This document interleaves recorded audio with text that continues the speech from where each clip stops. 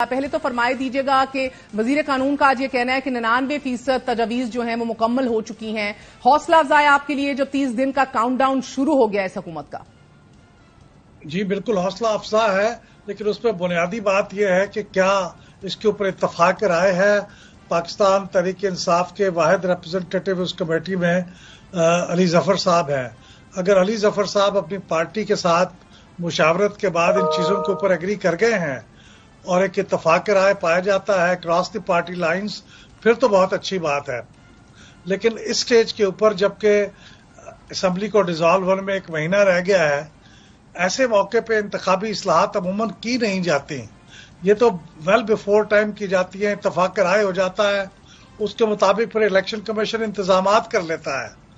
کچھ چیزیں ایسی میں نے پڑھی ہیں جس کے اوپر الیکشن کمیشن اتنے تھوڑے عرصے میں کیسے انتظامات کرے گا. مثلا لاسٹ ٹائم یہ ہوا تھا کہ وہ جو ریزلٹ کارڈ تھا یا ریزلٹ تھا پولنگ اسٹیشن کا، اس کی تصویر لے کے پریزائڈنگ آفیسر نے ریٹرننگ آفیسر کو بھیجنی تھی. اور کئی جگہوں پہ دیہاتی علاقوں میں خاص طور پہ جو پریزائڈنگ آفیسر تھے انہوں نے کبھی اسمارٹ فون یوز نہیں کیا تھا، تو ان کی ٹریننگ مکمل نہیں ہوئی تھی. تو اب پھر یہ کہہ رہے ہیں کہ وہ تصویر لے کے بھیجیں ریٹرننگ آفیسر کو، تو پتہ نہیں اب تو ٹائم ہی نہیں بالکل رہ گیا، کس کی ٹریننگ کرائیں گے. کئی لوگوں کو اسمارٹ فون ہوتا ہی نہیں ہے، وہ کیسے لے کے دیں گے، اتنی جلدی پروکیور کریں گے. تو مجھے تھوڑی سی تشویش ہے کہ ذرا لیٹ کام ہوا ہے، لیکن اگر اتفاق رائے ہو گیا ہے تو بہت اچھی بات ہے. محبوب صاحب، اتفاق رائے تو بہرحال ان کی حد تک تو دکھائی دے رہا ہے، لیکن واحد اپوزیشن جماعت جو ہے وہ تحریک انصاف کی ہے. تو اگر واحد اپوزیشن جماعت تحریک انصاف نے بوائیکاٹ کر دیا ہے، حالانکہ پی ٹی آئی کی خود انتخابی اصلاحات کی حامی ہمیشہ سے رہی ہے، لیکن اپوزیشن کے بغیر یہ اصلاحات جو ہیں کیا یہ متنازع نہیں ہو جائیں گی؟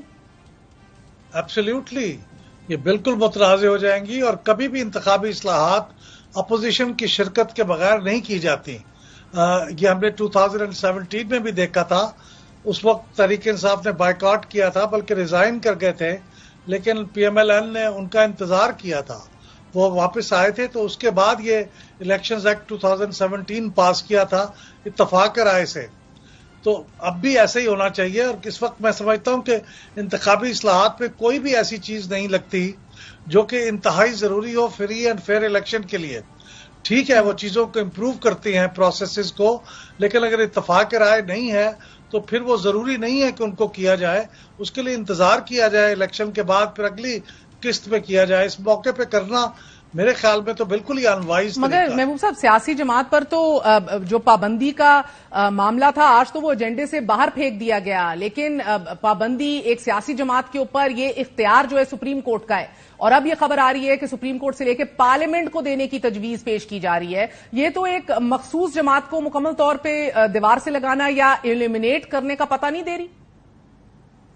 جی بالکل ہے، اور میں سمجھتا ہوں یہ تو بہت ہی ایک معمولی سی تجویز ہو انتخابی اصلاحات میں تو اس کے اوپر بھی اتفاق رائے ضروری ہے. یہ تو بالکل آؤٹ رائٹلی کسی ایک سیاسی جماعت کے بارے میں، بلکہ وہ صرف پی ٹی آئی نہیں ہے، پھر کسی بھی سیاسی جماعت کے لیے پارلیمنٹ کے اندر، چونکہ پارلیمنٹ کے اندر تو سیاسی اختلاف رائے ہوتا ہے، تو سیاسی اختلاف رائے کے نتیجے میں آپ اپنی مخالف جماعت کو خلاف قانون قرار دے سکتے ہیں. اس کے اوپر بہت سوچ بچار کرنے کی ضرورت ہے. میں فوری طور پہ تو اس سے اتفاق بھی نہیں کرتا، اور یہ سپریم کورٹ کے پاس ہی اختیار رہنا چاہیے. اور یہ سپریم کورٹ کے پاس اختیار کو کم کرنا، یہ بھی پارلیمنٹ کے پاس اختیار نہیں ہے. سپریم کورٹ کا کوئی بھی اختیار جو پہلے اسے حاصل ہے اسے کم کرنا، یہ بھی پارلیمنٹ اس کے بارے میں قانون سازی نہیں کر سکتی.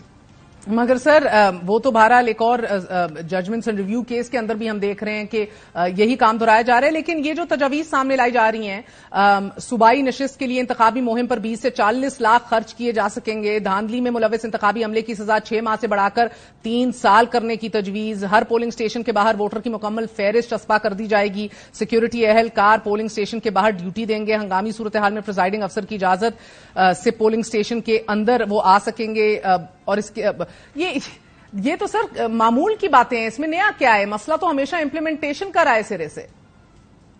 ایگزیکٹلی، دیکھیے یہ جو 74 انتخابی اصلاحات کی تجاویز تھی، جی، یہ وہ ہیں جو پی ٹی آئی کی حکومت ختم ہونے سے پہلے ایک سینٹ کی پارلیمنٹری افیئرز کی کمیٹی کے اندر زیر بحث تھیں. بہت سی چیزوں پہ اتفاق رائے ہو گیا تھا، لیکن پھر وہ حالات خراب ہو گئے اور اس کے نتیجے میں کام مکمل نہیں ہو سکا. یہ رپورٹ اتفاق رائے سے پیش نہیں ہو سکی سینٹ کے سامنے. تو لیکن اب یہ جو حالات ہیں، اس موقع پہ یہ کرنا، یہ ساری باتیں، اس میں سے بہت سی باتیں ایسی ہیں جن کے اوپر میرے خیال میں اتفاق رائے ہوگا، لیکن ایسے موقع پہ کرنا جبکہ وہ بائیکاٹ کر چکے ہیں، یہ شکوک و شبہات کو جنم دے گا.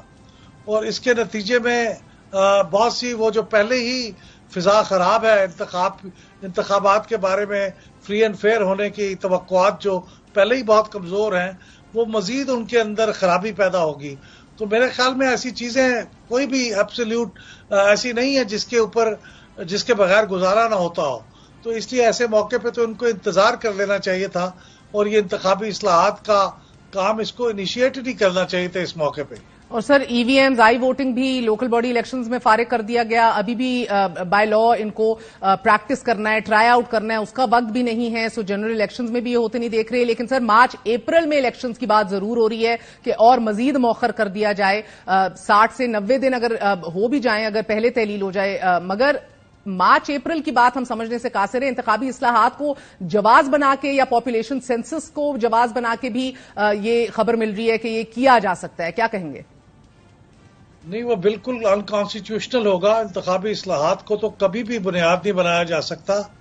ایک چیز جس کو کسی حد تک پھر اس کو بھی جواز نہیں بنایا جا سکتا، لیکن وہ ایک سیریس معاملہ ہے کہ اگر نئی پاپولیشن سینسس کے اوپر کچھ سیاسی جماعتیں اڑ جائیں اور کہیں کہ نہیں، ہم نے اسی کے مطابق انتخابات کرانے ہیں کیونکہ اس کے اوپر اتفاق رائے ہوا تھا کونسل آف کامن انٹرسٹ میں، تو وہ ایک سیریس چیز ہو سکتی ہے. اگرچہ آئین اور قانون اس کے بارے میں بھی بہت واضح ہے، کیونکہ ابھی تو اس کے اوپر جو آئین کے اندر ترمیم کی ضرورت ہوگی وہ بھی نہیں ہو سکتی.